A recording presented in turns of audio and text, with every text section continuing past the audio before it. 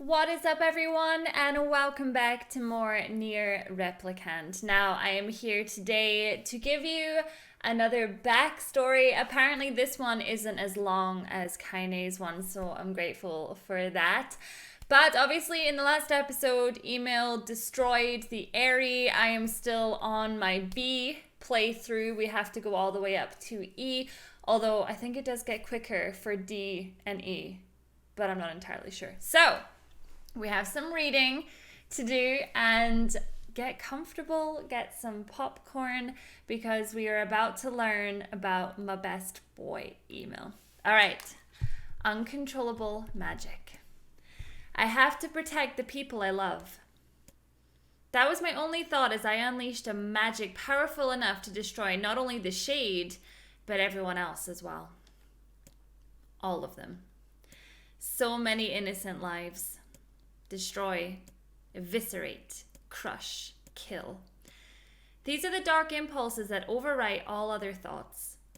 As a being that was created to be a magical weapon, these are my instincts. Or maybe it's better to call them our instincts.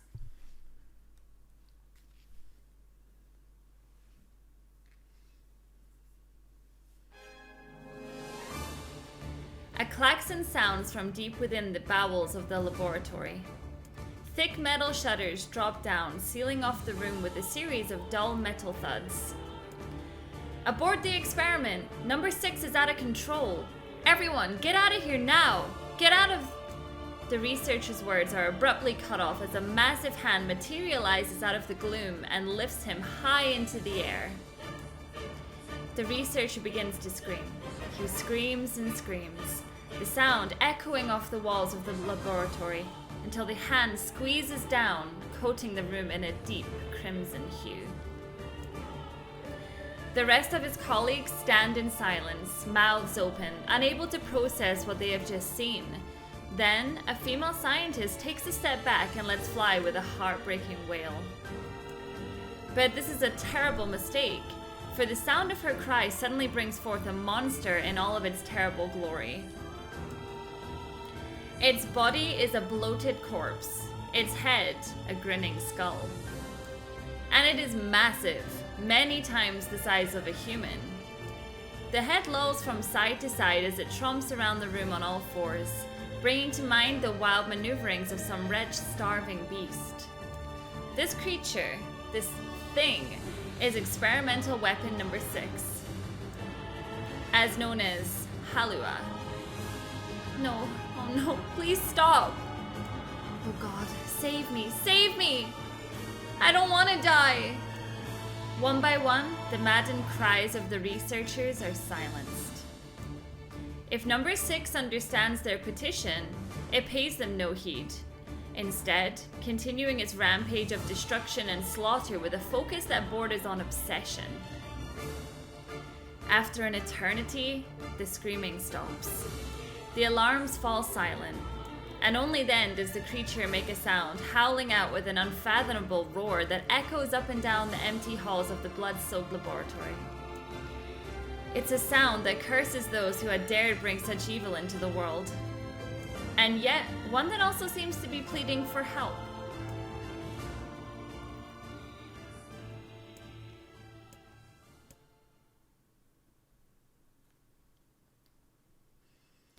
Two sets of footsteps echo in an otherwise silent corridor in the first level of the laboratory. One set belongs to a young boy, his eyes blindfolded and his hands restrained. The other belongs to a severe man in a long white coat. The man drags the boy along by means of a long chain attached to a set of shackles on his wrists. Rubble is scattered here and there across the floor of the corridor, making the journey an exceedingly difficult one for a boy who cannot see. Excuse me? Could you please walk a bit slower, sir? I'm not used to being blindfolded, and... Rather than stopping, the man only increases his pace, causing the boy to stumble in an attempt to keep up. This last humiliation proves too much, and the boy finds himself unable to arrest his fall. Without the ability to brace himself, he topples to the floor, smashing his head on a pile of debris and causing a trickle of blood to worm its way down his pale, frightened face.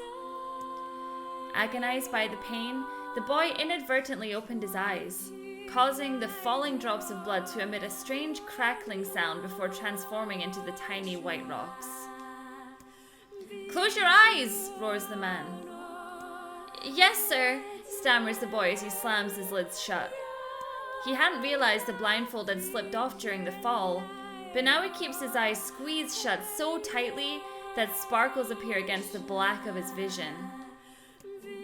The boy is Emil, also known as Number 7. He is a magical weapon whose eyes are capable of turning to stone anything that falls under his gaze. "Don't look at me," barks the man. "Never look at me." "I'm sorry, sir. I'm looking at the ground now, and if you just hand me the blind..." Instead of waiting for him to finish, the man extends one foot and presses Emil's face to the floor with a heavy black boot. "Sir, stop, you're hurting me." "I told you to keep your eyes and your mouth shut, so do it." The man knows this boy, this weapon, could wipe him out with a single glance, and yet subduing him in this way gives him a sense of relief.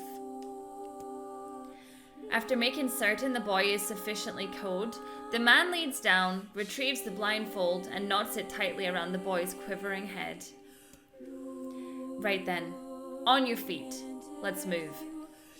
Emil staggers to his feet, trying to ignore the red liquid oozing down his face. The blood doesn't matter. The pain doesn't matter. All that matters is finishing the job they had set out for him to do. The second level of the laboratory is in even worse shape than the first. The environs are littered with rubble and rock, making the thought of a decent foothold laughable. When the man's eyes linger on a section of rubble stained a deep red, he has a sudden image of warm, gooey brownies slathered in a strawberry sauce. His stomach lurches at the thought, but when he attempts to avert his eyes, they land on the remains of a human being rendered in what could only be described as paste. The man blinks. His mind goes strangely blank before attempting to determine exactly how many humans had to be sacrificed to create the scattered piles of flesh around him. After a moment, his thoughts simply cease altogether, as if his mind realizes that trying to put such a thing into form is folly. You can go the rest of the way on your own," says the man in a voice much weaker than he wishes it to be. "I mean, what does it matter? You're not even human. You're a monster." With this, the man spins around and dashes back down the hall. A helpless Emil simply listens as the footsteps of his erstwhile captor fade into the distance. Emil finds himself alone in a room with a stench of death and blood. For a moment, he considers opening his eyes, but the thought of the horrors that await him quickly squash this plan. Instead, he stands still and listens intently. Eventually, a far-off sound reaches his ears. That's the howl I heard before. Emil resumes walking, using the sound of the distant voice to guide him, almost as if it was calling him home. By the time Emil reaches the third level, he is moving on memory as much as sound. His hands and face are covered in fresh wounds from numerous falls, but every time he thinks about giving up, his mind returns to his sister. We studied together. We ate cookies together. We cried together. We laughed together. And sometimes I was the only one who got yelled at. That's why I was never lonely. Our being together allowed me to stay strong. For Emil, his sister was all he had to live for. So holding that feeling close to his chest, he presses on one slow step after the other. Finally, Emil finds himself drawing close to a certain experimental chamber in the deepest part of the laboratory. The howl is very close now, and as he touches the switch that controls the door, he thinks about his mission. Number 6 is the ultimate weapon. She is his sister, and he must turn her to stone. The door slowly opens, revealing the massive interior of the experimentation chamber. After a few steps, Emil removes his blindfold and slowly opens his eyes. His sister lurks before him, but she looks nothing like the girl he once knew. Instead, he sees a savage beast crawling on all fours through the shredded remains of researchers. As the thing that had been his sister stops and tilts its head in Emil's direction, he focuses his gaze on it. A series of soft crunching sounds emerge from the creature as his magic does its terrible work. First the fingers, then the hands, arms, legs, head. What little color the beast once possessed fades to a dull ashen grey. And yet, somehow, it summons what strength remains and pulls itself towards Emil one slow, lumbering effort at a time. Wailing, the massive monstrosity closes in. Is she worried about me? Or is she coming to kill me? Emil feels prepared to accept either outcome. After all, this was his older sister, the person he loved more than anyone else in the world. Halua, The moment Emil speaks, number 6 comes to a sudden halt. Silence descends on the chamber as the siblings stare at each other. I'm sorry, Halua, but everyone says you're too powerful. They say it's too dangerous unless I seal you away. I'm so sorry. As Emil watches her body begin to turn to stone once more, number 6 simply waits in utter perfect silence. I'm sorry. I'm sorry. I'm sorry. Oh my goodness. And obviously, that's who we then unpurified so that we could get, what's her face back? Kaine. The moment number 6's petrification is complete, her memories flood into Emil's mind. The two of them huddling together in the cold, all alone in the world with no one to protect them. All she wanted was to save her little brother, and yet it was that little brother who, in a sense, saved her. The moment the petrification is complete, Emil sinks to his knees. A frozen sister and a little brother racked with sin. Alone in this cold cage, the two of them weep in a single silent voice.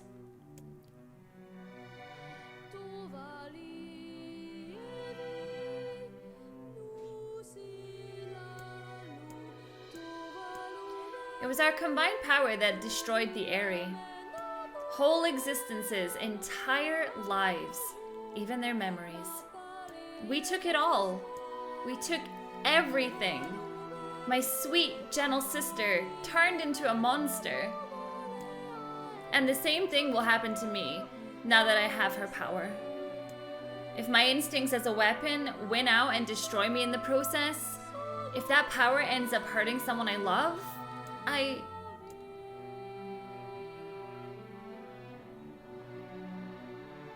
We love you, emails. We love you.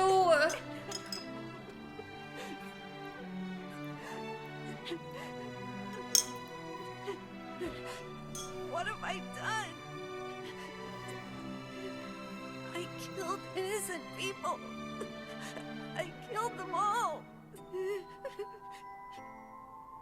But you saved us. If it wasn't for you, we'd all be dead. We owe you.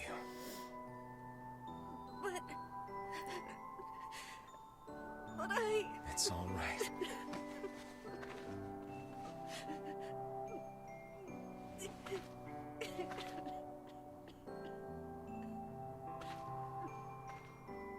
Really?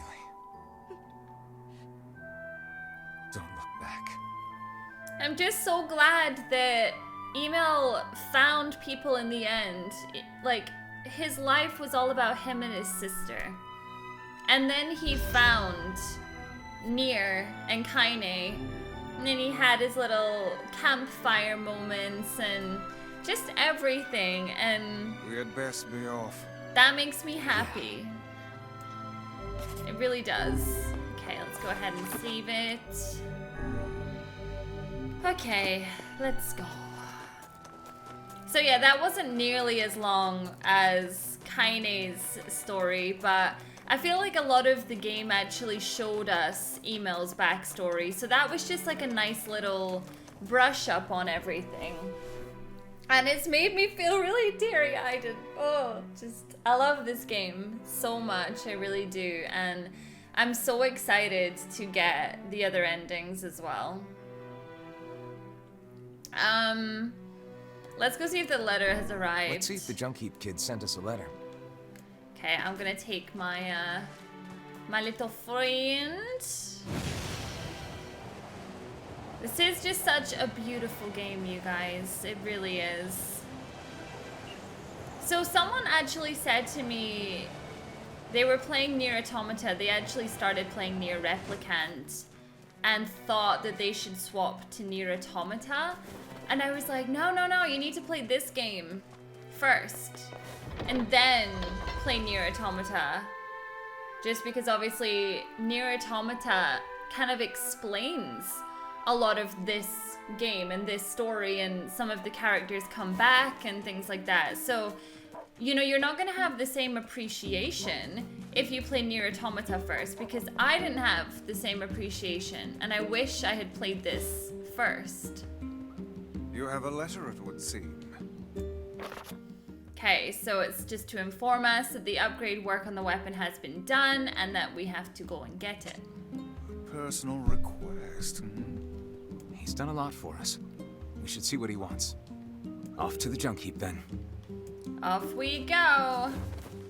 So depending on where I end up finishing this episode, I think in the next one, what we'll do is we'll go into Nier's house and we'll do whatever those missions are so that I can get all the weapons that I need, because I need to do that before the end of all of this, before I go to the Shadow Lord's castle.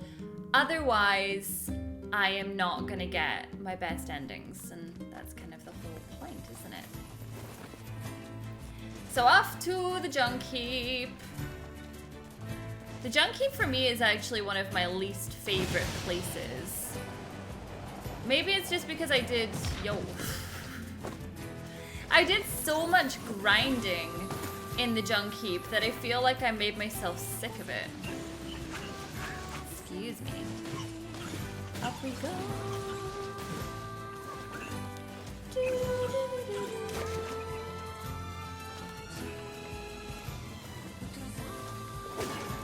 Yeah, I just did so much in the Junk Heap that I was like, I never want to see the Junk Heap ever again. But the good thing is I don't think I've even seen any of the side missions, because I genuinely believe that I managed to do them all. I think my biggest complaint that I've seen about this game is people always felt like the side missions were all just about running from one part of the map to another and just like fishing for items all the time. And I do get that. Like, I initially was gonna do a lot of the side stuff on camera, and then when I started doing them off camera, I was like, I'm so glad I stopped that, just because it was just running around getting items all the time. And some of the stories were really sad, which would have made good in the video, but the actual running about, not so much. Hey there. Your weapon is ready to go. Great, thanks. You know, with a weapon like that, You were going to say? I need to ask you for a favor. Oh, yeah? I want you to avenge my brother. That is a rather ponderous favor. It's my mission.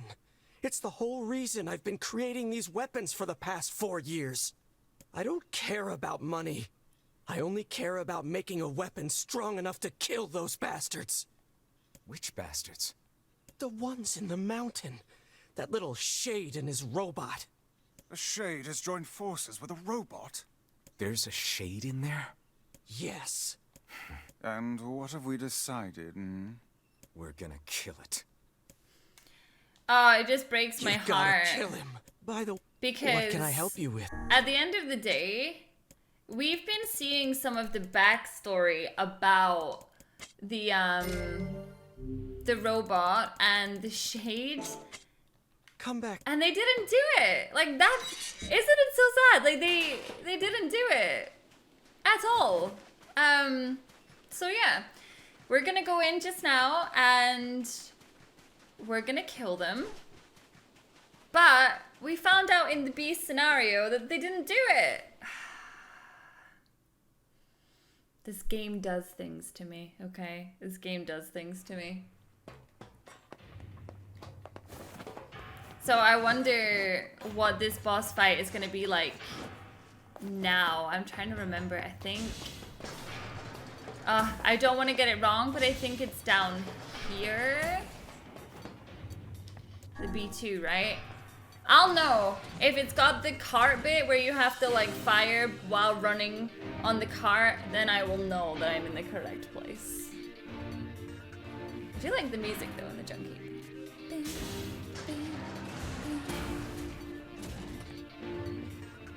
So I want to The know... elder brother postponed his joy for the sake of his sibling. Do you think he was ever truly happy? Just making his little brother happy would have been enough. That's what being an older brother is like. I want to know what games you guys are constantly playing at the moment. So I am working on Resident Evil Remake, Resident Evil 1 Remake for Platinum. It's hellish, you guys. It's really hellish. So I've done Real Survivor, which is like the difficulty above hard. But I did it and I was really impressed with myself. It was definitely a struggle. So the thing about Real Survivor is that in Resident Evil, you've got boxes that you put your junk in and stuff like that. But usually there's boxes scattered all around the place and they share your goodies from one box to another. But in Real Survivor, they don't. So it was pretty stressful, but I managed to do it. And I was really happy with myself. People keep asking me actually, like, oh, well, can you not just stream your platinums that you're trying to get? But I think my thing is I used to do everything for everyone. Like, I used to stream everything I did. I used to vlog everything I did. And I just got to the point where I was like, I feel like I'm oversharing and it doesn't make me happy. Because it felt like I had no hobbies anymore. Like, everything was like camera in your face, you know? And don't get me wrong, like, I found a lot of success with that. But I wasn't truly happy, if that makes sense. And now I feel like I've got a bit more of a private life. And I get to enjoy my hobbies and things like that. So whenever people say to me, like, I wish that you would stream, if I streamed, I would have no life at all. Between running my businesses, the website, the properties, just all of it, I would have no life if I then just added streaming onto that too. And I feel like I've done that. You know, I've done full-time streaming for like 3 years or 2 years maybe. And yeah, I was like, okay, that's cool, I've done that. And that was enough for me. I just feel like that's my personality, where it's like, in life, I want to try as many things, but I don't want to do the same thing all the time. Like, that just bores me to tears. And I guess in a weird way, that's why I end up starting games and then I go back to them like a year later, because it's like, I just find I get bored. I don't know. It was really hard doing some anime reactions as well, because depending on how long the show actually was, I would find myself being like, I really want to watch something else. You know, like, this show is great, but for example, I have been watching The Walking Dead for as long as I can remember, but I then randomly stopped watching it, and I still haven't gone back to it, but I will. Just not right this second. And that's just kind of the way I am. I don't know if anybody else is like that, but yeah, I like new things, and then if something gets old very quickly, I'll just, I don't know, I'll play something else or whatever. So it makes it really difficult when your job is to play a specific game or to react to a specific show, and if I'm just not feeling it, then yeah, it's a bit of a nightmare. I think that's why when people are like, oh, can you please start One Piece? I'm like, here's the thing, right? One Piece has, it's not got like 1,000 episodes or something. I've never heard of a shade living with a machine. What's that about? Don't know, don't care. All that matters is that we kill them both. Like, I would get seriously bored of watching One Piece, even if it was the best show on the planet, because of the way I am with things. I'd get to episode like 100 and then need to take a break, and then people would be like, oh, where's One Piece? Like, you got halfway through it, or you halfway through it, yeah, right? You got like 100 episodes into it, where is it? And I'd be like, oh, bring it back in like a year. It's just the way I am.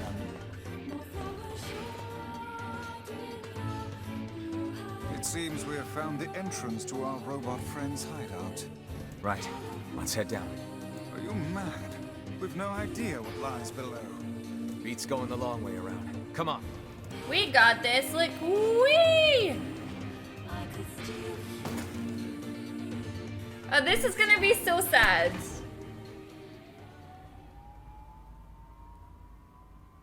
I think I remember it being sad before.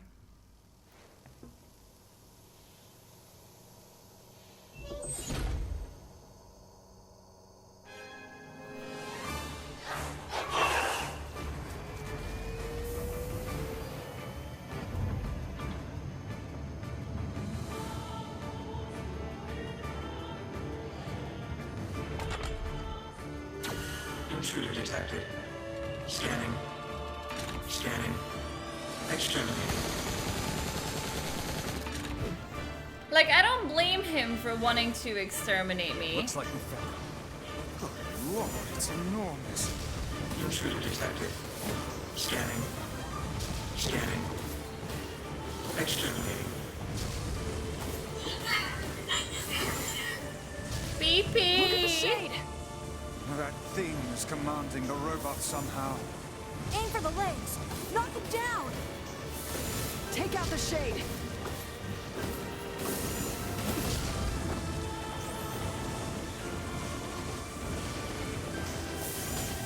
Exterminating. Ing. Ing. Ing. Ing.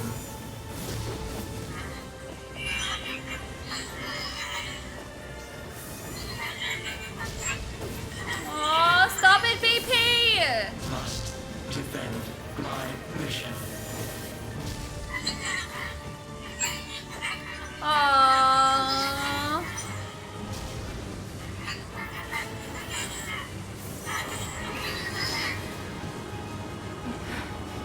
No, damn it. That's a shade. It's a shade! Kill him. Kill him. Feel the hate inside you.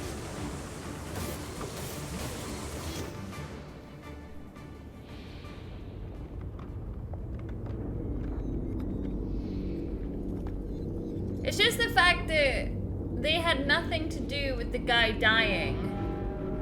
And we're coming in here and just destroying them.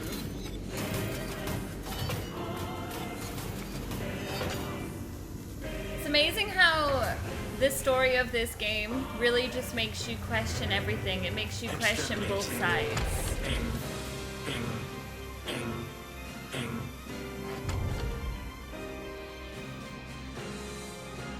This thing can transform.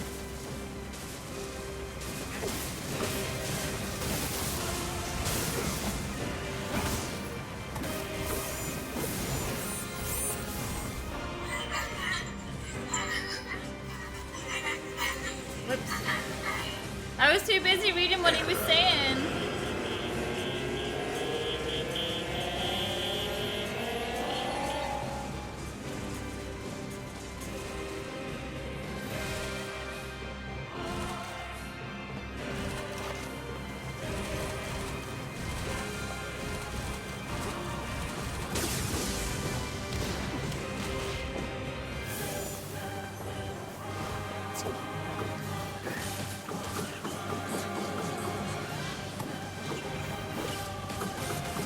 I just feel so bad. That's the thing, like, that shade was super young, and we know that. It just doesn't feel satisfying, all of this. Must defend my mission.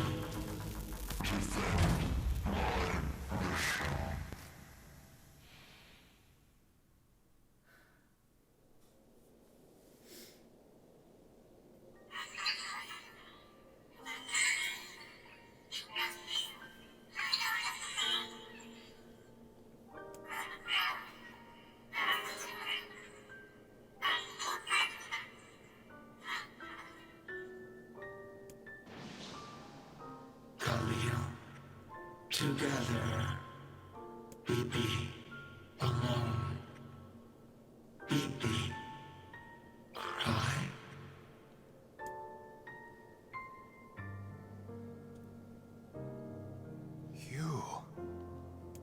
You stupid machine! You killed my family! You took everything from me! But they didn't. Why did you have to be here? Why you? Why? Beautiful. What a perfect example of humanity.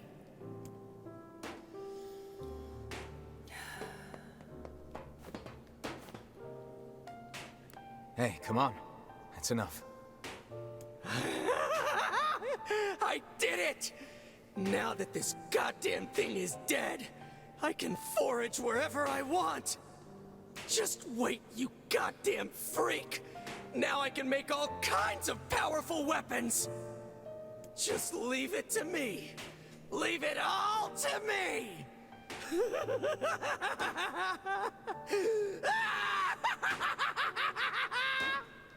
Look, we get it, okay? Really? Honestly, I can't stand that guy. And I don't remember how I felt with the A ending, but I know how I feel right now. Hatred and madness will never heal a wounded heart. Maybe it's just all he's capable of right now. Revenge is a fool's errand. Yeah, I know. Oh dear. So I'm guessing he's not in here. No. Yeah, I just feel so bad. Maybe Popol has found some information about the Shadow Lord. Let's drop by the village. Very well. I was trying to think, what else do we have to do? But we haven't done any of the desert stuff yet, have we? So... Because I was like, oh, we must be near the end of the game. And then I thought, no, because we haven't done any of the desert stuff yet. You know, I've been thinking. Why was a shade hanging out with a machine?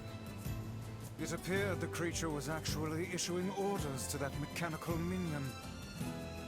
Do you think the shade had a reason for what it did?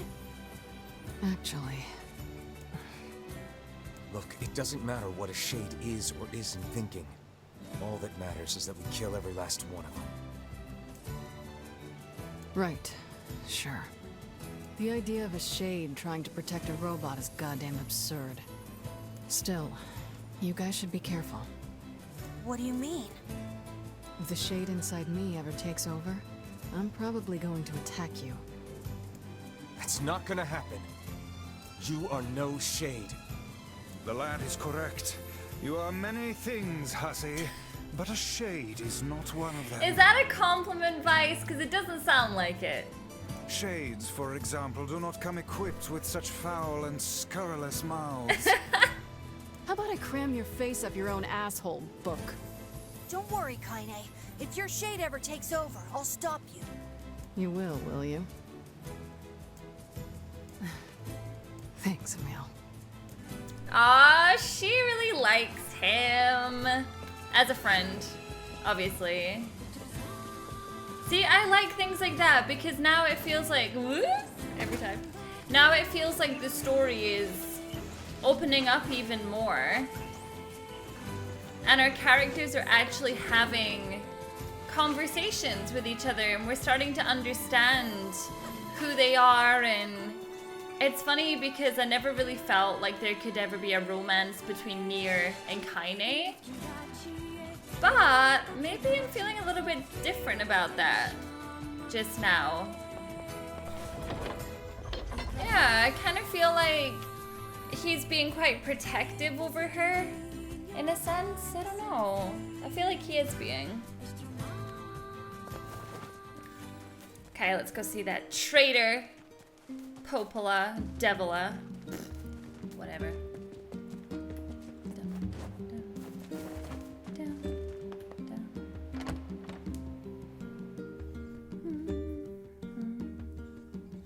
It's funny, I loved E3 this year, but I feel like I've got my Ratchet and Clank and I've got my Nier, and there's nothing else that I really want to play at the moment. As far as new games go, I mean. There's just really nothing much I'm that interested in. Hey, Popola. Ah, you're back. Have you learned anything more about the Shadow Lord's key? I'm sorry, but it's going to take me some time yet. I see. Well, can I take something off your plate in the meantime? Oh, how about this? You know the ferryman with the red bag, right?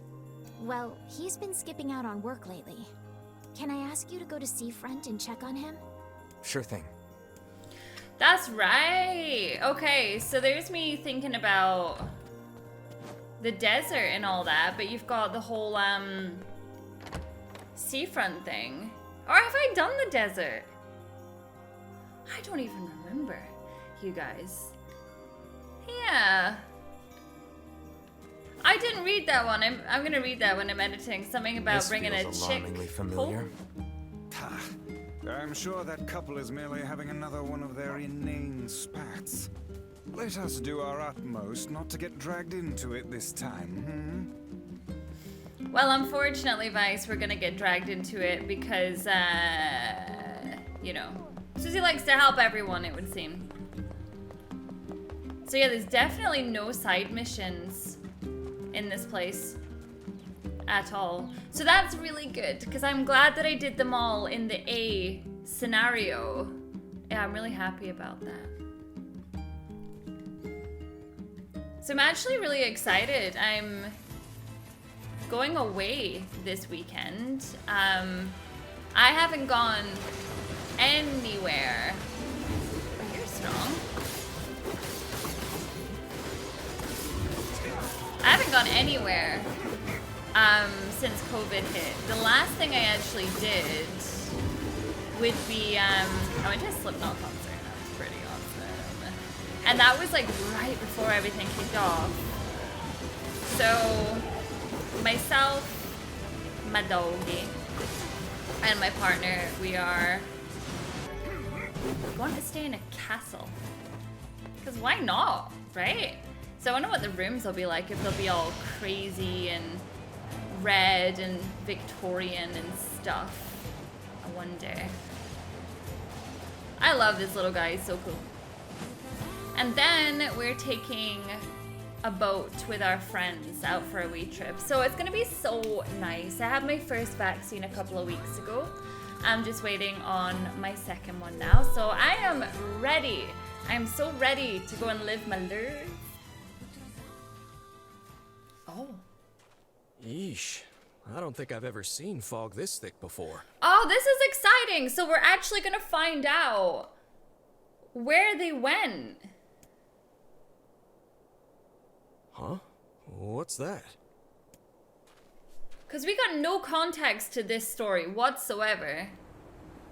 Like the boat appearing and all of that.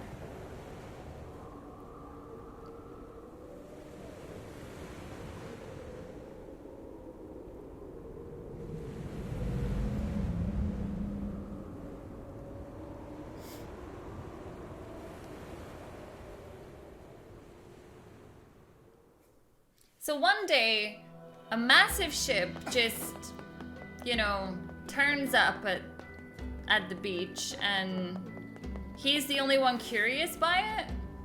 Oh god, it's over. My life is over. What's wrong? Oh hey, I remember you.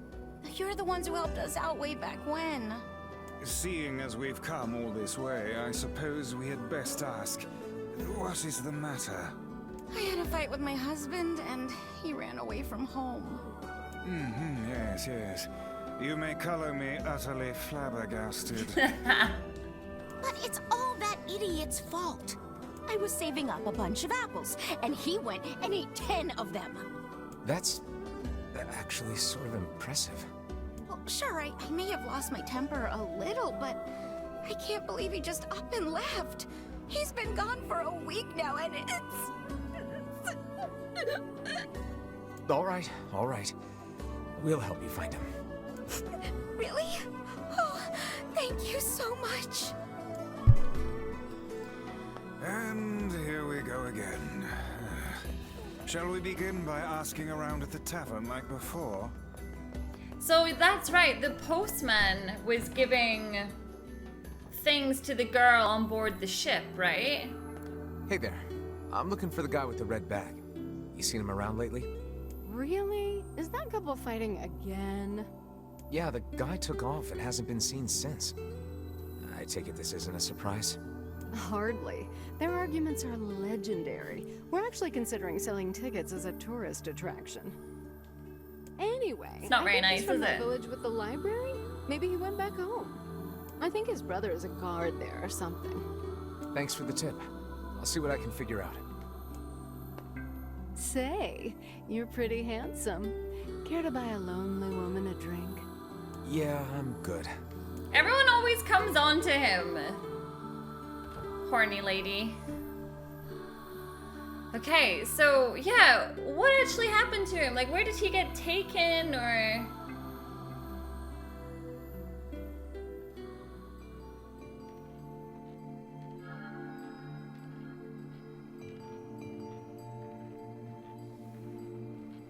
Hard to believe a ship of this size managed to run aground.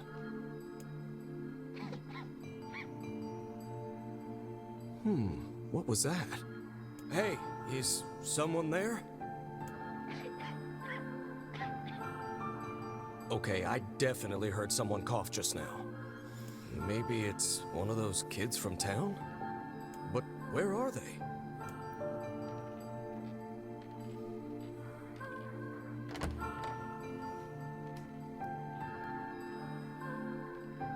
There you are.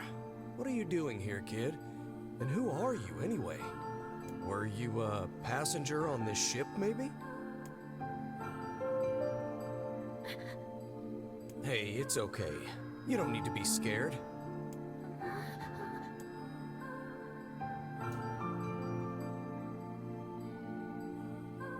See, the postman is such a gentleman. I'm just wondering how the guy with the red bag fits into it. Because he wasn't the postman, was he? To think that couple's petty squabbles have become something of an attraction for the locals. Doesn't surprise me in the least. Seeing people like that puts a little spring in your step, you know?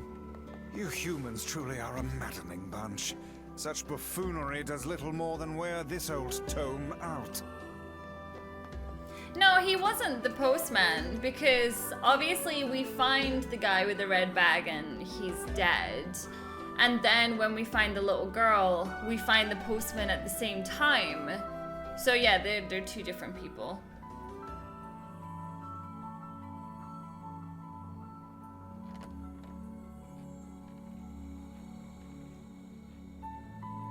Hey there. How you feeling? Well, your cough seems better at least. Check it out. I brought you some bread today.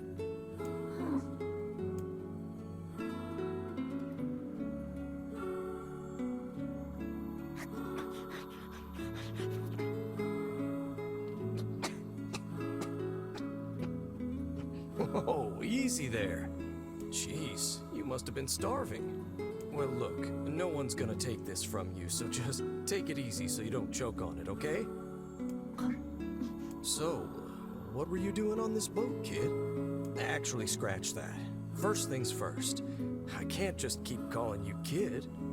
You got a name?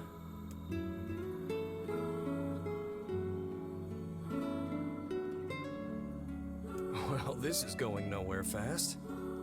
Let's see. Louise. Yeah, what about Louise?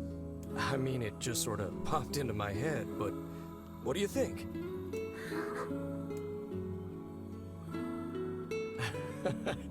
Guess you're okay with it. Well, it's nice to meet you, Louise. Oh, it's so sweet. Honestly, so sweet. And then to think that he like hits her when she grows and things like that. It's like, oh, it's just so sad, you guys. We searched the Southern Plains back when the wife ran off too, right? I believe we did, yes. Lots changed since then. So it's kind of nice when we find something that hasn't. The fact that couple is still arguing almost fills me with, I don't know, hope, I guess. If you asked me, that particular couple could benefit from a little change. Yeah, as I said before, it's not normal to be in a relationship where you just argue constantly. Like, if you find yourself in that situation, get out, okay? It will never make you happy. It just won't. It's not normal.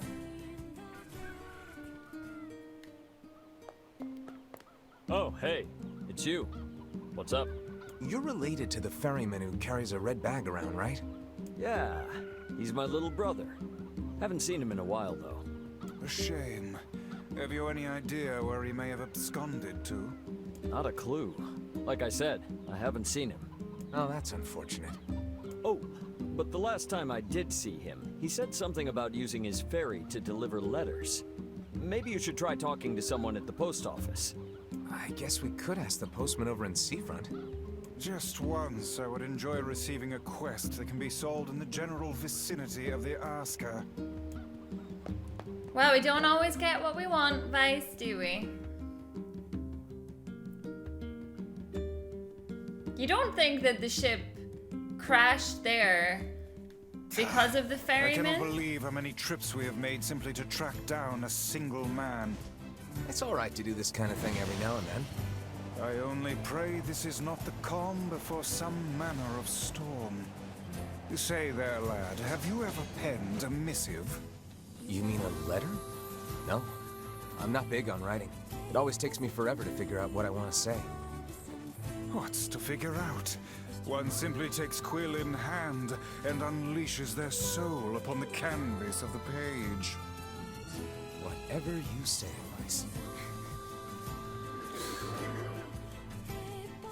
I seen something on Instagram the other day that was like, I started writing down things I needed to do and I became more productive than writing them down on my phone. So I want to try that at some point just to see if it'll make me even more productive.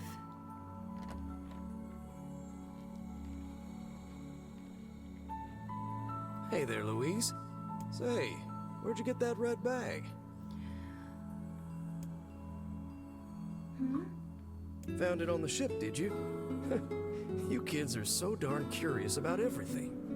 Anywho, it's good to see you. Afraid I don't have any bread today, but I did bring you something.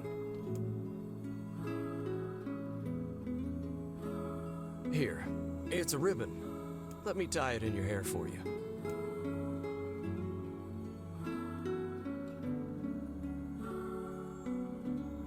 Well, what do you think? Pretty nice, huh? Huh.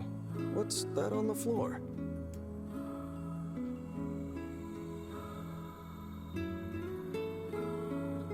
Oh, it's a mirror. Well, that's a stroke of luck. let's go ahead and check out your new look. If you go over there where it's brighter, you'll be able to see yourself more clearly.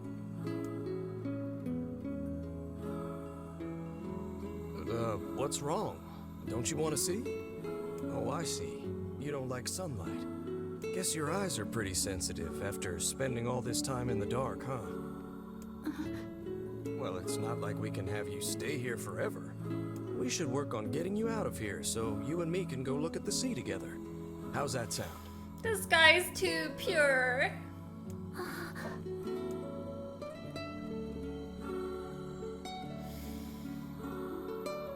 So, did she kill him?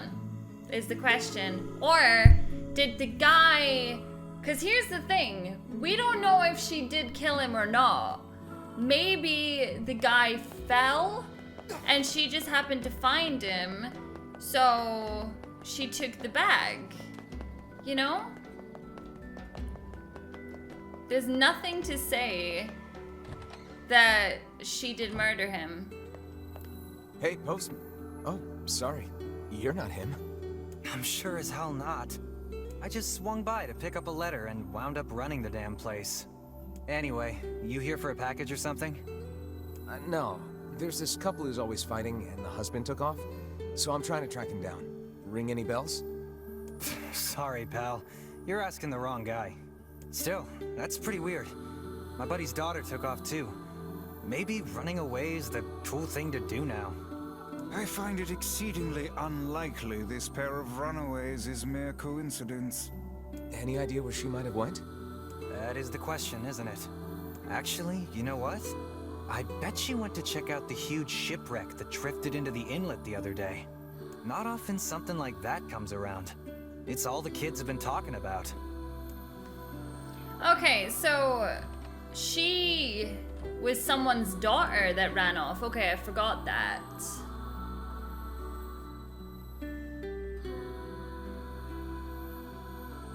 I wonder... I'll let it tell me before I start theorizing. Hey, Louise. I brought your food for today. What's wrong? Aren't you hungry? Huh. You haven't been eating much lately. Are you okay?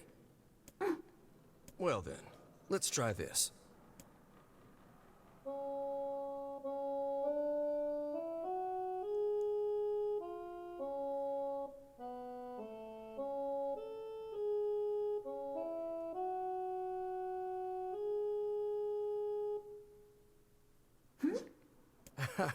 Yeah, sorry about that. It's called a song. Humming a jaunty tune is the best thing for putting a spring in your step. Songs are like a little bit of wisdom that makes the tough times easier. I love them personally. I mean, not that I'm any good at singing.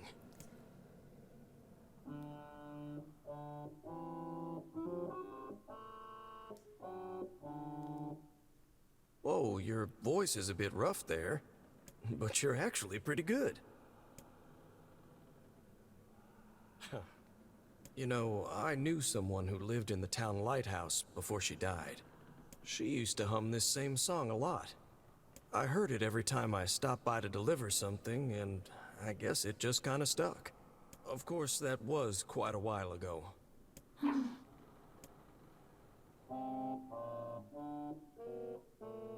Hey, are you trying to cheer me up? You are a kind soul, Louise.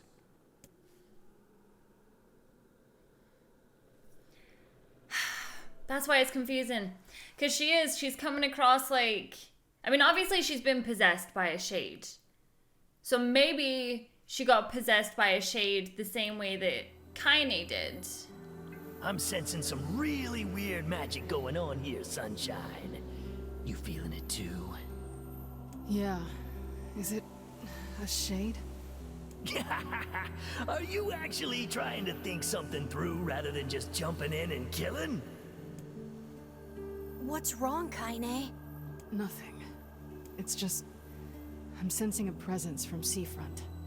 Something like a shade. A shade in the town? That's not good. And that was why now when we run down to the beach, both Kaine and Emil were there, and we were very much like, what? You guys never come into the village. Like, what's going on here? I just feel like... A shipwreck, is it? I suppose we might as well investigate, seeing as how we lack any other tenable leads. Right. Let's head for the inlet. I feel like this game is great for just answering any questions that I had in my first run of it. And I'm kind of excited for the next episode, for when it's going to explain more about the shipwreck, what happened to the guy with the red bag, what's the full backstory on this girl, like what happened to her. At the end of the day, she's been possessed by a shade, and maybe, do you think the guy with the red bag got possessed too? I don't know, but I guess I'm just gonna have to wait and find out. So as always, thank you so much for hanging out with me today, for watching me go through the journey that is Nier Replicant. Make sure you are subscribed to my channel for more videos, and I will see you all in the next one. Bye.